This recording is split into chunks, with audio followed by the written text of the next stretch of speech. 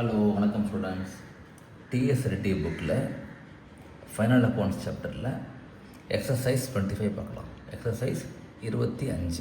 ஓகேயா, நான் full some போட்டிருக்கேன். அதாவது trading account, then P&L account and balance sheet. இப்போ ஒரு அக்கௌண்ட்டாக போகலாம் அண்ட் இம்பார்ட்டன்ட் அட்ஜஸ்ட்மெண்ட் சொல்கிறேன். ஓகே, இப்போ நீங்களும் நோட் புக் பென் வச்சுக்கோங்க, அழகாக ஸ்டெப் பை ஸ்டெப் போடலாம். இது first trading and profit and loss account of Appu for the year ended 31st March 2017 போட்டுக்கோங்க. ஓகேயா, நீங்கள் வீடியோ பாஸ் பண்ணிக்கலாம் if I am going fast. சரி, first opening stock.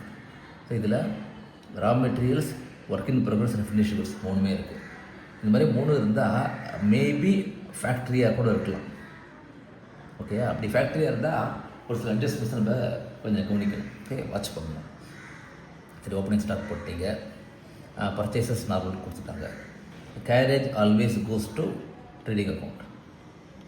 Okay, then வேஜஸில் அவுட்ஸ்டாண்டிங் வேஜஸ். அவுட்ஸ்டாண்டிங்னா இன்னும் yet to pay, not yet paid. Okay, அதை add பண்ணிடணும்.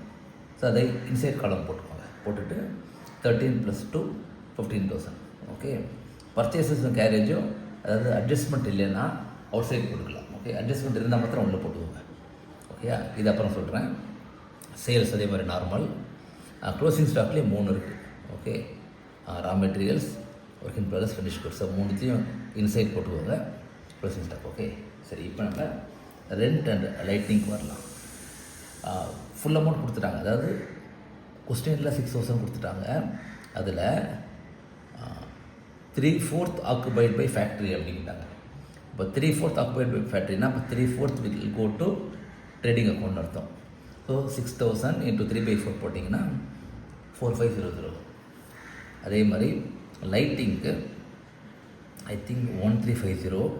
அதில் 2/3 கோஸ் டு ஃபேக்ட்ரி அப்படின்ட்டாங்க.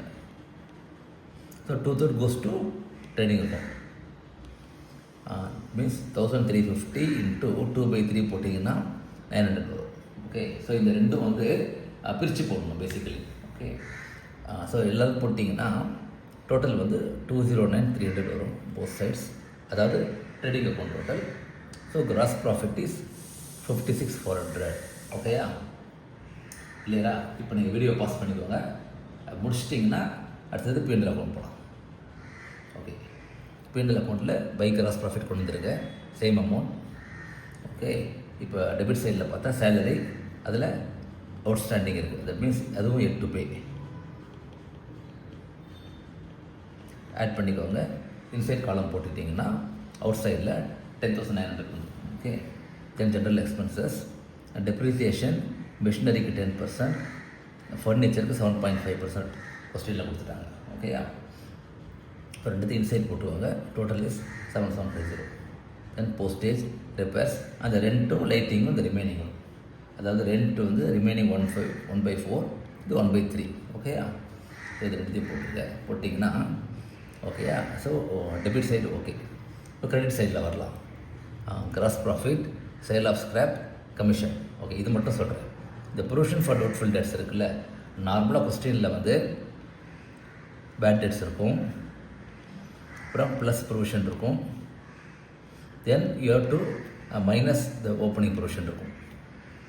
ஏன்னா ஒன்ஸ் நியூ ப்ரொவிஷன் போட்டிங்கன்னா ஓப்பனிங் ப்ரொவிஷன் தேவையில்லை. கரெக்டாக? அண்ட் சில சமயம் டவுட்ஃபுல் டெட்ஸும் இருக்கும், அது டிஸ்கவுண்ட் இருக்கும். ஓகே, ஆனால் இந்த கொஸ்டினில் இதெல்லாம் எதுவுமே இல்லை. No bad debts, no new provision. அப்போ என்ன ஓப்பனிங் ப்ரொவிஷன் இருக்கோ அதை ரிவர்ஸ் பண்ணிடணும். ஓப்பனிங் ப்ரொவிஷனை you have to reverse it. ஏன்னா அது தேவையில்லை.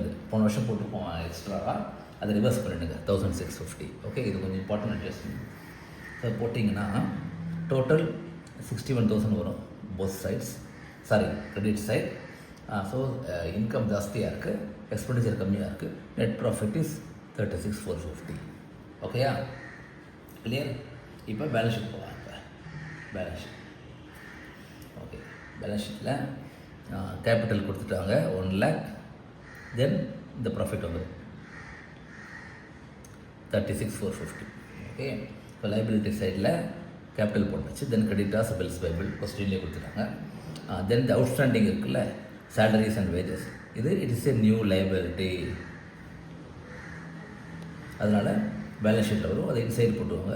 போட்டுட்டு 2900 அவுட் சைடு வரும். ஓகேயா, இதுதான் இது நியூ லைபிலிட்டி. ஓகே, இப்போ அசட் சைடு வரலாம். அதை லைபிலிட்டிஸ் முடிச்சாச்சு. அசட்ஸ் மிஷினரியில் 10% டிப்ரிசியேஷனை மைனஸ் பண்ணிடுங்க. ஃபர்னிச்சரில் அதே மாதிரி டிப்ரிசியேஷன் மைனஸ் பண்ணிடுங்க.